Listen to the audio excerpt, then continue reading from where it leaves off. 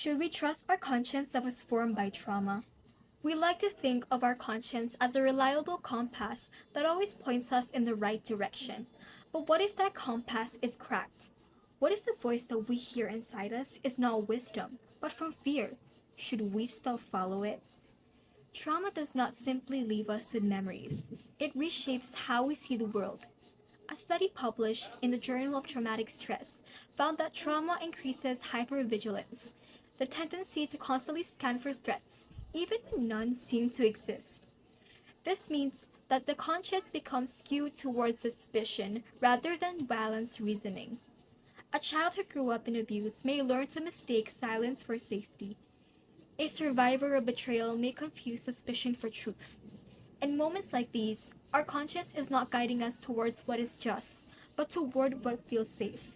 And safety is not always the same as right. What I'm trying to say here is to just think about it. Would you trust a map drawn in the dark? Would you fly a plane with a broken engine? Then why would we entrust our lives to a conscience scarred by wounds that were never healed?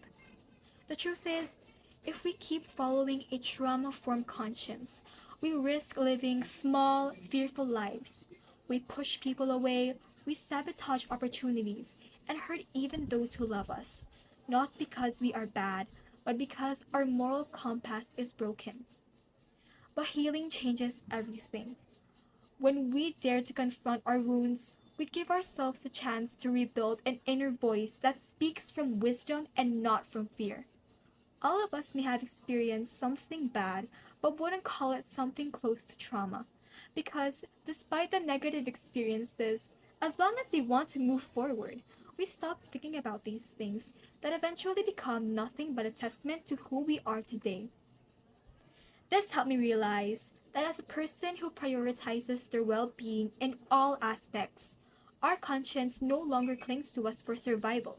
Instead, it frees us to live with compassion, with courage, especially with strength. A compass shaped by damage does not point north. Instead, it spins in confusion. Not until we heal should we trust it. Healing doesn't completely erase trauma, but it teaches us to put it in its place. So my stand is no. We should not trust a conscience formed by trauma.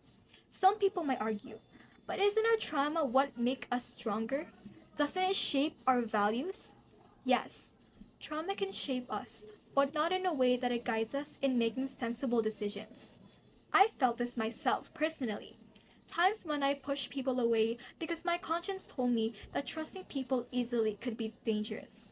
It felt right then, but mostly for me it was fear talking. Opening up, I realized the difference between my trauma and my true voice.